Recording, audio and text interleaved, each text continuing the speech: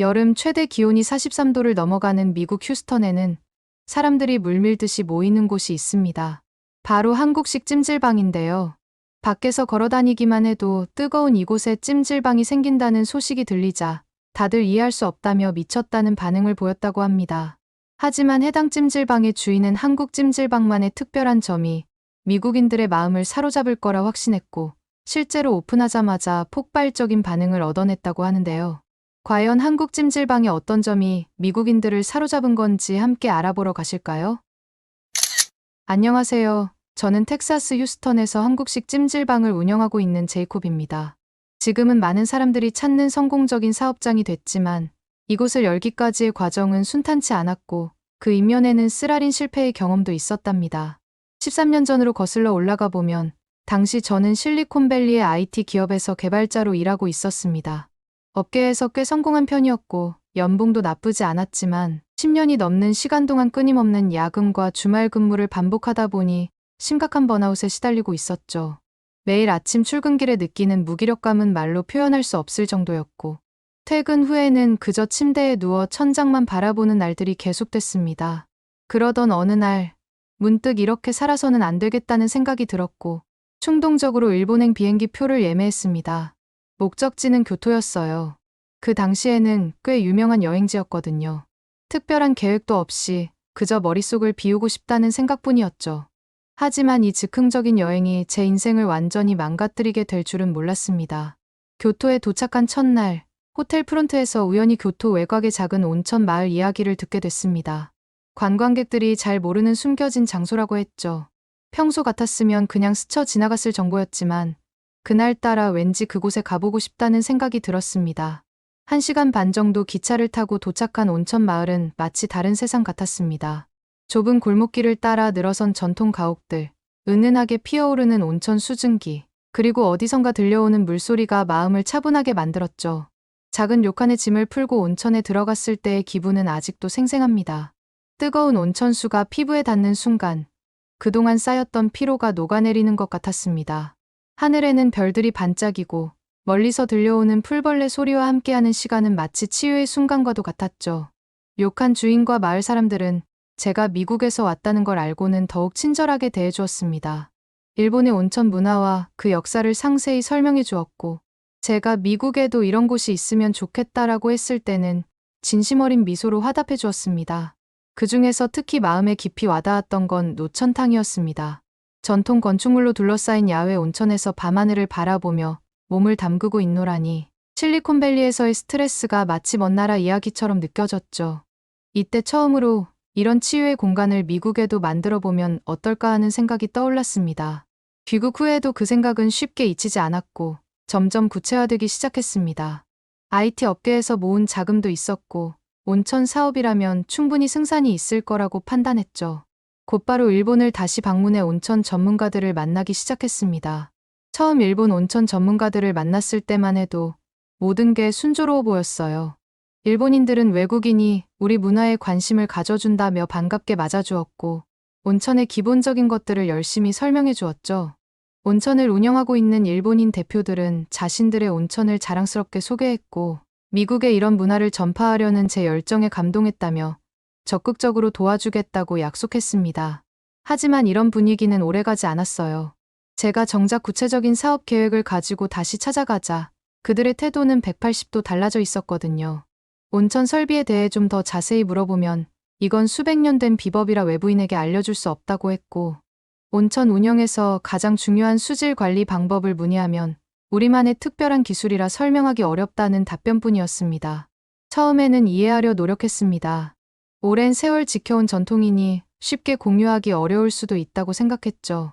하지만 시간이 갈수록 그들의 태도는 더욱 폐쇄적으로 변했고 심지어 어떤 일본인은 외국인이 우리 문화를 이해할 수 있을 리 없다며 노골적인 거부감을 보이기도 했습니다. 그래도 포기하지 않았어요. 혼자서라도 해보자는 심정으로 일본 온천을 텍사스에 도입하기 시작했죠. 하지만 현실은 냉혹했습니다. 일본에서 구입한 고가의 설비들은 유지 보수가 너무 어려웠고 매달 나가는 전기세와 수도세는 예상을 훨씬 뛰어넘었습니다. 게다가 제 기대와는 달리 미국 고객들의 반응도 기대에 미치지 못했어요. 일본식 온천이라는 콘셉트가 너무 낯설게 느껴졌던 걸까요? 대부분의 사람들은 지금 더워 죽겠는데 우리가 왜 온천을 가야 하는 거냐라는 반응을 보였고, 일부는 뜨거운 물에 몸만 담그러 이 돈을 내는 건 너무 아깝다라는 반응도 있었습니다. 결국 온천은 개업 1년 만에 문을 닫을 수밖에 없었어요. 매달 쌓여가는 적자를 더 이상 감당할 수 없었죠. 투자금은 바닥났고 10년간 모았던 돈들은 이제 바닥을 보이더군요. 주변 사람들은 처음부터 안 될 거라고 말했잖아 라며 비난했고, 심지어 가까운 친구들조차 왜 그런 무모한 도전을 했냐 며 등을 돌렸습니다. 실패 후의 나날들은 정말 끔찍했습니다. 집에서 나오지도 않고 온종일 누워만 있었죠. 일본 온천에서 찍었던 사진들을 보며 자책하기도 하고 사업 계획서를 찢어버리기도 했습니다. 때로는 내가 정말 잘못된 선택만 한 걸까? 라는 생각에 밤새 잠을 이루지 못하기도 했죠. 그러던 어느 날 예전에 함께 일했던 파트너로부터 뜻밖의 연락을 받았습니다. 한국에서 진행 중인 프로젝트를 도와줄 사람이 필요하다는 내용이었죠. 솔직히 말해서 당시엔 어떤 일이든 상관없었습니다. 그저 돈이 필요했고 이 우울한 상황에서 벗어나고 싶었을 뿐이었죠. 그렇게 저는 한국으로 떠나게 됐고, 한국에 도착하자마자 생각지도 못한 경험을 하게 되었습니다. 제가 미국을 떠나던 그땐 한국이 겨울이었고, 텍사스의 따뜻한 겨울에 익숙해진 제가 한국의 혹한기를 생각도 못한 채 준비도 안 하고 한국에 갔었던 거죠. 인천공항에 도착했을 때의 한파는 정말 충격적이었죠. 얇은 자켓 하나로 버티려니 온몸이 얼어붙는 것 같았습니다. 파트너는 한국 겨울이 엄청 추운데 온도도 보지 않고 왔냐며 자신의 두꺼운 코트를 기꺼이 빌려주며 웃더군요. 저도 민망한 나머지 아무 대답도 할 수 없었습니다. 제가 한국에서 생활하면서 너무 추워하자 이런 추위에 가장 좋은 곳이 있다며 저를 갑자기 어딘가로 데려갔죠. 처음에는 의아했습니다. 이렇게 추운 날씨에 가장 좋은 곳은 어딜까 상상도 안 됐었거든요. 파트너는 입구에 들어서자마자 이곳은 찜질방이라고 안내했어요. 하지만 찜질방 입구에 들어서자마자 당황스러운 일들의 연속이었습니다. 갑자기 대뜸 신발을 벗으라고 하더군요. 미국에서는 집에서도 신발을 신고 다니는데 이런 공공장소에서 신발을 벗어야 한다니 이해가 되지 않았습니다. 게다가 기껏 신발을 벗어 신발장에 넣으려고 하니 열쇠에는 이상한 동그란 것이 달려 있었죠. 열쇠만 있으면 될 텐데 왜 이런 게 달려있나 의아했습니다. 그리고 받은 찜질복을 보며 남들이 입었던 걸 제가 입어야 하나 싶었어요. 미국 같은 경우에는 이렇게 공용으로 사용하는 물건은 빨지도 않은 채 돌려 쓰는 경우가 꽤 있었거든요. 하지만 제가 받아든 옷은 생각지도 못하게 향기가 나더군요. 당황해서 찜질복을 받은 채 멈춰 서 있자 파트너는 한국의 찜질방을 미국 문화와 비교하면 안 된다고 하면서 웃으며 먼저 찜질방으로 들어가더라고요. 신발장에서 계속 서 있을 순 없으니 저도 얼떨떨하며 파트너를 따라갔습니다. 옷을 갈아입으려고 목욕탕으로 들어가는 순간의 당혹감은 더욱 컸습니다. 수많은 사물함이 늘어서 있었고 사람들이 모두 개의치 않고 옷도 안 입은 채 돌아다니고 있었어요. 파트너는 아까 받은 그 신발장 열쇠가 여기서도 사용된다고 했고 저는 그 사실에 놀랐죠. 열쇠가 2개면 관리하기 힘들겠다고 생각했었거든요. 옷을 갈아입으면서 고민이 되기 시작했습니다. 열쇠를 어디에 보관해야 할지, 잃어버리면 어쩌나 하는 걱정이 들었거든요. 괜히 제 귀중품을 누군가 훔쳐가면 어떻게 하나 고민이 많았던 것 같아요. 그때 파트너가 열쇠에 달린 동그란 고무줄을 발목에 차는 모습을 보여줬습니다. 순간 감탄이 절로 나왔죠. 이렇게 간단하면서도 실용적인 방법이라니, 한국인들은 어떻게 이렇게 기발하면서도 실용적인 생각을 할 수 있는 건지 신기했습니다. 찜질방 내부는 제 예상을 완전히 뛰어넘더군요. 우선 공간이 엄청나게 넓었죠. 그리고 사람들이 편하게 매트에 누워서 휴식을 취하고 있었는데 처음에는 이해가 되지 않았습니다. 호텔도 아닌데 어떻게 저렇게까지 편하게 누워있는 걸까 하는 의문이 들었거든요. 더 신기했던 건 곳곳에서 보이는 풍경이었습니다. 가족들이 모여 앉아 구운 계란을 까먹고 있었고 아이들은 여기저기 뛰어다니며 놀고 있었죠. 미국에서는 상상도 할 수 없는 광경이었습니다. 미국에서는 이렇게 넓은 공공장소에서 가족들과 자유롭게 시간을 보낼 수 있는 공간이 없었거든요. 파트너는 저를 한증막으로 이끌었습니다. 문을 열자마자 뜨거운 열기가 얼굴을 덮쳤고 숨이 막힐 것 같아 당장이라도 나가고 싶었어요. 그때 한증막 안에 계시던 한 아주머니가 뭐라고 소리를 치셨는데 처음에는 저한테 화를 내시는 줄 알고 당황했죠. 파트너가 얘기해주기를 바람 들어오니 문을 빨리 닫으라는 말씀이었다고 하더라고요. 숨이 막혔던 저는 나가려고 했는데 파트너는 조금만 참아보세요. 땀이 나면서 개운해질 거예요. 라고 설득을 하는 게 아니겠어요? 솔직히 믿기지 않았습니다. 어떻게 이렇게 뜨거운데 개운함을 느낄 수 있다는 건지 상상도 가지 않더군요. 조금이라도 더 버텨보자 싶어서 주먹을 꽉 쥐고 앉아 있었는데 1분도 안 되어 온몸에서 비처럼 땀이 쏟아지기 시작했고 신기하게도 점점 몸이 가벼워지는 느낌이 들었습니다. 견디기 힘들어 자리를 계속 바꾸고 있는데 아까 그 아주머니께서 남자가 되어서 이것도 못 참냐고 하시더군요. 순간 그 아주머니를 보면서 이상한 승부욕이 생기더라고요. 그래도 저 아주머니보다 제가 2배는 큰 것 같은데 여기서 질 수는 없잖아요. 하지만 5분 정도 버텼을까요? 더 이상은 힘들 것 같아서 아주머니를 슬쩍 쳐다봤는데 놀랍게도 그분은 편안한 표정으로 잠들어 계셨습니다. 그 순간 제가 졌다는 걸 1초 만에 인정할 수밖에 없었죠.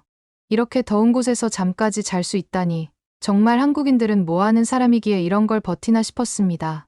참다 못한 저는 결국 한증막을 나왔는데 옆에 있던 파트너가 제 모습을 보며 웃음을 참지 못하더군요. 자존심이 너무 상했지만 이건 패배를 인정할 수밖에 없었어요. 얼굴이 벌개진 저를 보면서 파트너는 제게 한국의 찜질방이 건강에 얼마나 좋은지 설명해 주었죠. 특히 이런 식으로 땀을 흘리는 게 피로회복과 혈액순환에 도움이 된다는 이야기를 해주었어요. 그때는 그저 견디기 힘들었던 경험으로만 생각했는데 나중에 보니 정말 그 말이 맞았습니다. 한증막에서 땀을 한 바가지를 빼니 슬슬 배고파지기 시작하더군요. 파트너는 제 맘을 알았는지 갑자기 어딘가로 다녀오더니 식혜와 삶은 계란을 가져왔습니다. 하지만 저는 파란 뚜껑의 식혜와 까매진 구운 계란을 보면서 속으로 걱정이 됐죠. 계란이 너무 탄 것 같아 보였거든요. 하지만 한 입 먹어보고는 생각이 완전히 바뀌었습니다. 소금에 콕 찍어 먹는 계란은 고소하고 짭조름한 맛이 나서 정말 특별했고 달콤한 식혜는 더운 찜질방에서 완벽한 청량감을 선사했거든요. 저는 하나로는 안 되겠다 싶어서 곧바로 2번째 식혜를 주문했죠. 그때 파트너가 갑자기 수건으로 뭔가를 만들더니 제 머리에 씌워주었습니다. 거울을 보니 마치 제가 양이 된 것 같았어요. 남사스럽게 이게 뭐냐고 물어보자 파트너는 한국 사람들이 찜질방을 오면 꼭 하는 양머리라고 하더군요. 찜질방에서 꼭 해야 하는 필수 코스라면서 이걸 하면 땀이 눈으로 흐르는 걸 막을 수 있다고 했습니다. 처음에는 우스꽝스러워 보였지만 실제로 효과가 있다는 걸 곧 깨달았죠. 이어서 황토방으로 들어갔는데 이곳의 온도는 한증막과는 완전히 달랐습니다. 적당한 따뜻함이 온몸을 감싸주는 느낌이었죠. 바닥에 편히 누워있으니 마음까지 따뜻해지는 것 같았습니다. 일본 온천에서 느꼈던 것과는 또 다른 종류의 평화로움이었죠. 한참을 황토방에서 쉬다가 파트너가 얼음방으로 저를 데려갔는데 정말 믿을 수가 없더군요. 뜨거운 공간에서 시원한 공간으로의 전환은 정말 미국에서 경험하지 못한 특별한 경험이었거든요. 차가운 공기가 폐부 깊숙이 들어오면서 온몸이 생생해지는 걸 느꼈죠. 마치 완전히 다른 세계에 온 것 같았습니다. 그러다 파트너가 이제 세신을 받아보는 게 어떻겠냐고 제안했습니다. 처음에는 그게 뭔지도 몰랐는데 알고 보니 전문가에게 때를 밀어내는 서비스였죠. 저는 그런 걸 굳이 해야 되냐고 반응했지만 파트너는 찜질방에 와서 이걸 안 받고 가면 나중에 후회할 거라며 저를 이끌고 목욕탕으로 가더군요. 그렇게 목욕탕 안에서 노란 떼수건을 낀 새 신사가 다가왔을 때 저는 긴장감을 감출 수 없었습니다. 미국에서는 상상도 할 수 없는 경험이었으니까요. 이렇게까지 해야 하나? 라는 의문이 들었지만 파트너가 저렇게까지 말하니 한번 해보기로 했습니다. 새 신사는 저를 테이블에 눕히고는 곧바로 일을 시작하더군요. 팔과 다리부터 시작해서 귀 속, 발가락 사이까지 정말 구석구석을 빠짐없이 문질렀죠. 뜨거운 물을 끼얹으면서 각질을 제거하는 과정이 이어졌는데 처음에는 너무 아파서 깜짝 놀랐습니다. 하지만 시간이 지날수록 몸이 가벼워지는 걸 느꼈고 피부가 숨을 쉬는 것 같은 상쾌함도 경험했죠. 특히 인상적이었던 건 새 신사의 전문성이었습니다. 마치 피아니스트가 피아노를 다루듯 정교하면서도 힘이 필요한 곳에는 강하게 때를 밀어내는 모습이 놀라웠죠. 수세미로 향긋한 거품을 만들어 전신을 문지르고 헹구는 과정도 특별했습니다. 그리고 갑자기 샴푸라고 외치시더니 머리까지 감겨주시는데 그동안 살면서 제 몸을 이렇게 깨끗하게 씻어본 적이 없다는 생각이 들었습니다. 처음에는 낯선 사람 앞에서 벌거벗은 채로 누워있는 게 너무 불편하고 민망했어요. 하지만 시간이 지나면서 그런 걱정은 자연스럽게 사라졌죠. 오히려 이런 문화를 지금이라도 겪어봐서 다행이라는 생각까지 들더군요. 때밀이가 끝나고 이어진 마사지는 또 다른 차원의 경험이었습니다. 마치 고기를 다루듯 시원하게 주무르는 손길이 처음에는 당황스러웠지만 뭉친 근육이 풀리는 걸 느끼면서 이것이야말로 진정한 마사지구나 하는 생각이 들었어요. 모든 과정이 끝나고 거울을 봤을 때는 깜짝 놀랐습니다. 피부가 완전히 달라져 있었거든요. 맑고 밝아진 피부를 보면서 왜 한국 사람들의 피부가 좋은지 이해할 수 있었죠. 게다가 몸이 완전히 가벼워져서 마치 새 사람이 된 것 같았습니다.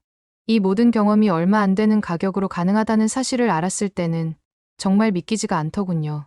일본 온천에서 비싼 요금을 내고 받았던 서비스보다 훨씬 더 많은 것을 즐길 수 있다는 점이 충격적이었죠. 특히 인상 깊었던 것은 찜질방이 단순한 휴식 공간이 아니라는 점이었습니다.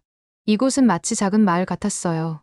한쪽에서는 가족들이 도란도란 이야기를 나누고 다른 쪽에서는 친구들이 모여 수다를 떨고 또 어떤 이들은 조용히 책을 읽거나 TV를 보며 시간을 보내고 있었죠. 일본 온천은 조용히 물에 몸을 담그는 것 외에는 할 수 있는 게 많지 않았습니다. 하지만 한국의 찜질방은 달랐죠. 다양한 온도의 방들, 맛있는 음식, 휴식 공간, 마사지까지 마치 도시 안의 작은 휴양지 같았습니다. 이런 생각이 들자마자 머릿속에서 새로운 아이디어가 떠올랐습니다. 텍사스에 이런 찜질방을 열면 어떨까? 일본 온천의 실패 경험이 있었지만 이건 완전히 달랐습니다. 훨씬 더 대중적이고 실용적이며 무엇보다 가족 모두가 함께 즐길 수 있는 공간이었으니까요.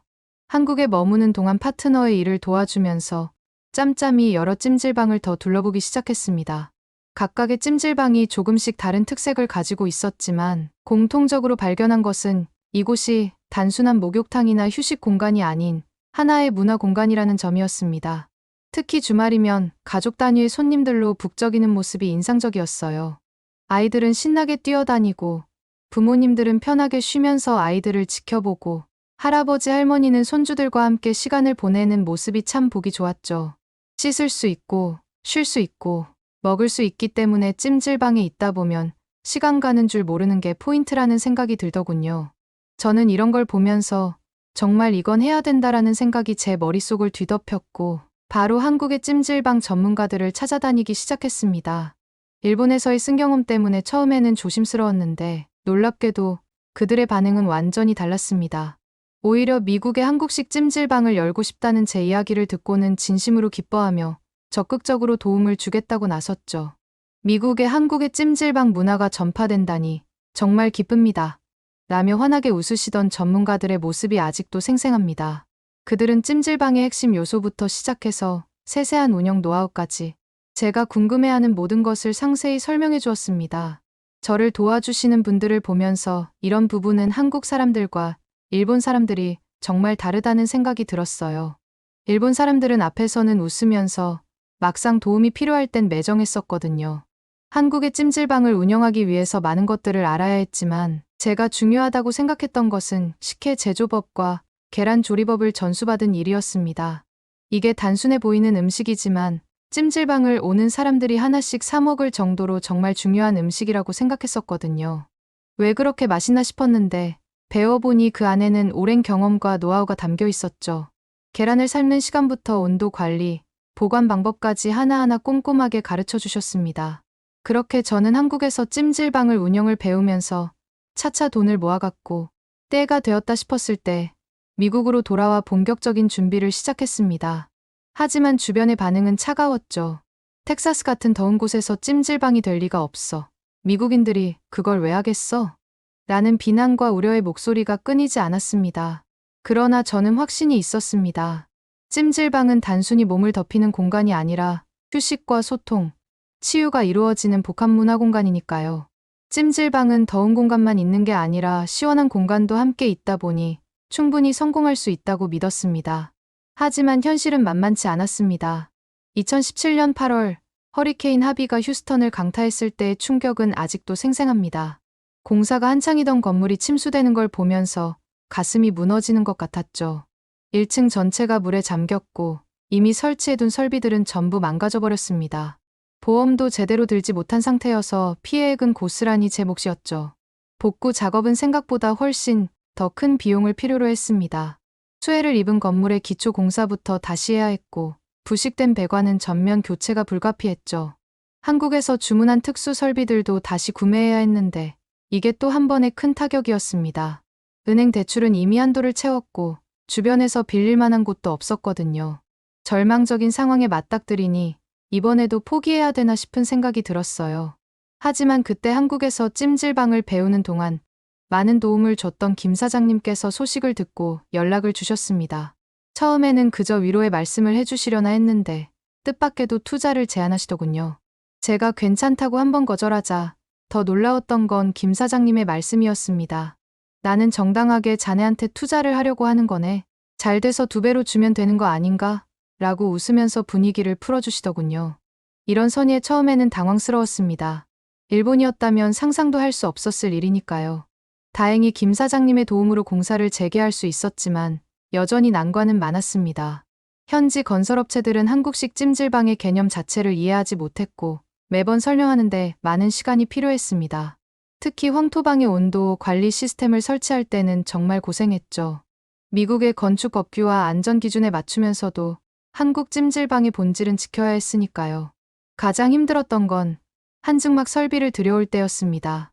현지 법규상 이런 고온의 시설에 대한 명확한 기준이 없어서 소방당국을 설득하는 데만 2달이 넘게 걸렸죠.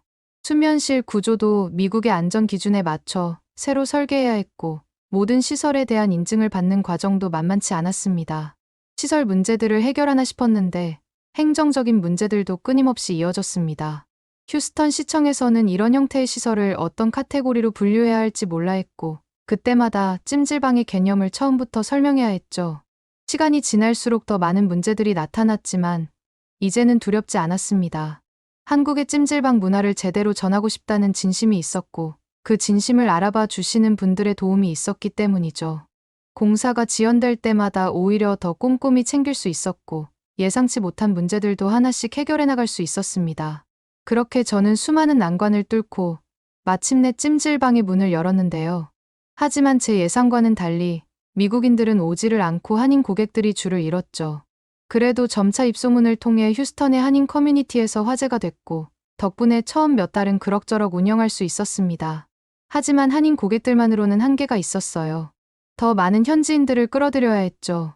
그러던 중 우연히 한 현지 인플루언서가 저희 찜질방을 방문했습니다. 그녀는 한국 문화에 관심이 많았고 SNS에 찜질방 체험 영상을 올렸는데 이게 예상치 못한 반향을 일으켰죠. 영상은 순식간에 퍼져나갔고 한국 찜질방은 유행이 되어 다른 인플루언서들도 하나둘씩 찾아오기 시작했습니다. 특히 그들이 한증막과 얼음방을 오가는 핫앤콜드 챌린지라는 걸 만들어낸 것이 데이트를 쳤죠. 젊은 층을 중심으로 입소문이 점점 퍼지기 시작했습니다. 그렇게 몇 달을 운영했을까?